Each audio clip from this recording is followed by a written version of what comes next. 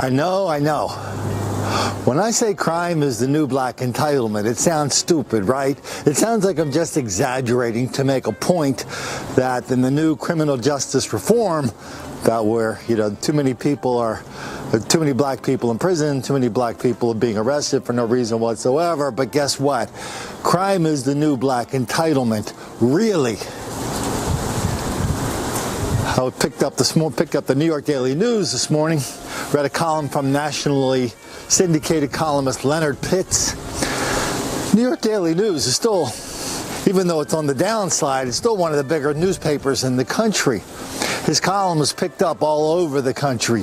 This guy's a thought leader. So he writes a column, the big headline is, white people have to stop calling the police all black people, parentheses, for no reason whatsoever.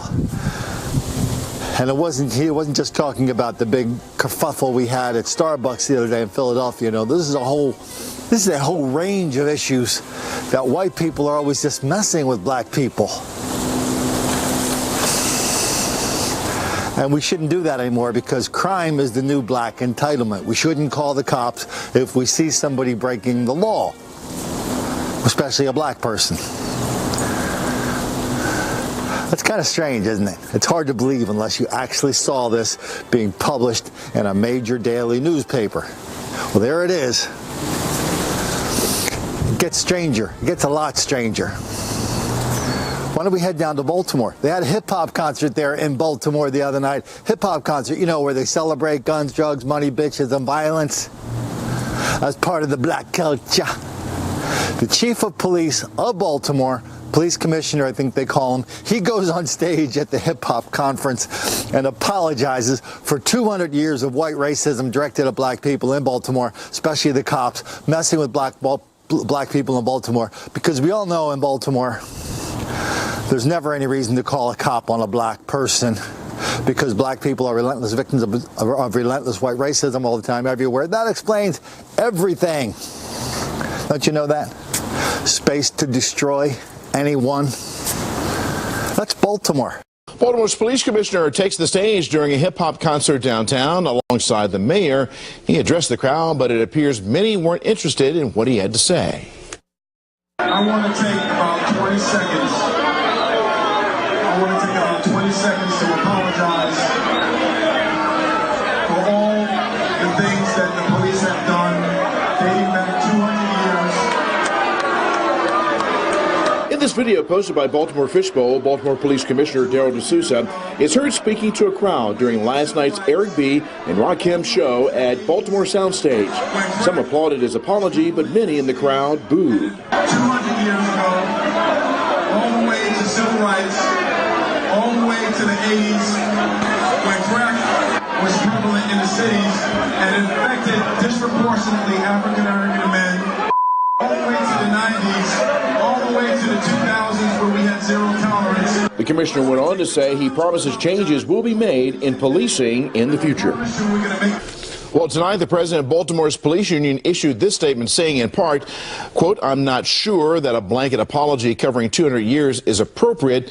Law enforcement was created to protect and serve the citizenry despite race, and that is what we strive to do daily," end quote. Baltimore Soundstage says the remarks were not choreographed, but they said, in part, "We saw two passionate public servants starting a conversation that needs to be had." These are all things that I wouldn't expect anybody to believe unless I showed them to you. I mean, if I told you that a police commissioner went to a hip-hop concert to apologize for 200 years of white racism, would you believe it? Would you believe it if I told you that a nationally syndicated columnist was telling people to stop calling police on white people, on black people?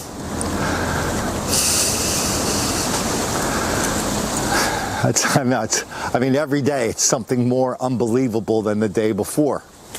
We did a story a few months ago on a neighborhood in Philly called Brewery Town. This is your classic gentrified neighborhood. Black neighborhood. Some of the hipsters move in with their coffee shops, their restaurants, their $13 alfalfa sandwiches or whatever they have there. And they have a gym. So for weeks and weeks and weeks, black people were harassing, threatening, taunting, throwing rocks at the largely white clientele of this gym. So finally they called the cops, they arrested a few people, and then everybody, all the black people in the neighborhood got really pissed off in Brewery Town because, well, we were here first and crime is the new black entitlement, so why shouldn't we be allowed to hassle white people who move into this neighborhood? Well, nothing really changed in Brewery Town, nothing really stopped. Here's a story that just popped up in the news last night. A good example of, well, should we call the cops on black people or not? Philadelphia neighborhood is about to boil over. Neighbors are very upset over what they call persistent problems with a nearby school for children with disciplinary issues. Now, they say a home surveillance camera caught the latest incident. And neighbors want to know, when is it going to stop? Our Don Timoney has been talking with them, joins us now in studio. Don. Well, Lucy, neighbors say they've had it. They say home surveillance video shows the kind of behavior they have to put up with day in and day out. It's extremely upsetting. You park your car, you think it's safe. And this happens. 2 students identified as being from nearby Camelot Academy caught on home surveillance climbing on top of Daniel Steele's car on the 1500 block of North 26th Street. The pair jumping up and down like the car's a trampoline, leaving large dents in the roof. We heard these kids get out of school and run up and down the block unruly, vandalize and jump on people's cars. It happened Wednesday afternoon just after 2:30. But people in this Brewery Town neighborhood say it's not the first time they've witnessed bad behavior by Camelot Academy students. This woman, who doesn't want to be identified, is fed up. There's constantly fights coming out of that school. You never know when you're going to come outside, and kids are all over your car. Camelot is a transitional school for Philadelphia School District students who've had to leave their public school for disciplinary infractions and were sent here to get back on track. Kevin Gill works on the block and says the situation is getting out of hand. It's been excessive and it's been happening often. Gill actually mentors one of the Camelot students. And he's actually expressed that they enjoy messing with us, and I'm like, I'm trying to tell him that that's not a good thing to be celebrating. I'm not saying... Kirk Dorn is a spokesperson for Camelot Academy and says this is not a reflection of the some 300 other students. We're outraged, as anybody else would be with this, but it's important to note that this incident happened more than an hour after school and away from school. Camelot Academy says it escorts its students from the school 2 blocks to the bus stop, so this sort of thing does not happen, and says the incident will be addressed. Our intention is to get these 2 kids with the owner of the car and with us and their parent and the kids' parents and work through things and have the kids learn from this. Now, the owner of the car reported the incident to police. He says the 2 young men need to be held accountable, and he wants to be reimbursed for the damage. The school says it works hard to have a good relationship with the community. We do know that Camelot Academy has reached out to the victim, Lucy. If you listen clearly to all these stories, if you listen carefully to these stories, they always say the same thing. Oh, yeah, that's been happening around here for a long time. They just keep doing it over and over again. Not only do they do it, they like doing it. It's fun messing with people in Brewery Town. Whether the people are black or white, it doesn't matter, because somehow we've been taught that crime is the new black entitlement. We are entitled to get up in a car and jump up and down on it because we know nobody's really going to call the cops on us, because we know there's too many black people in prison already for no reason whatsoever. Right, Mr. Pitts? Right, Mr. Ridiculous Commissioner of Baltimore? Right, Mr. Mayor in Philadelphia? It is the official policy of police in all these different places now.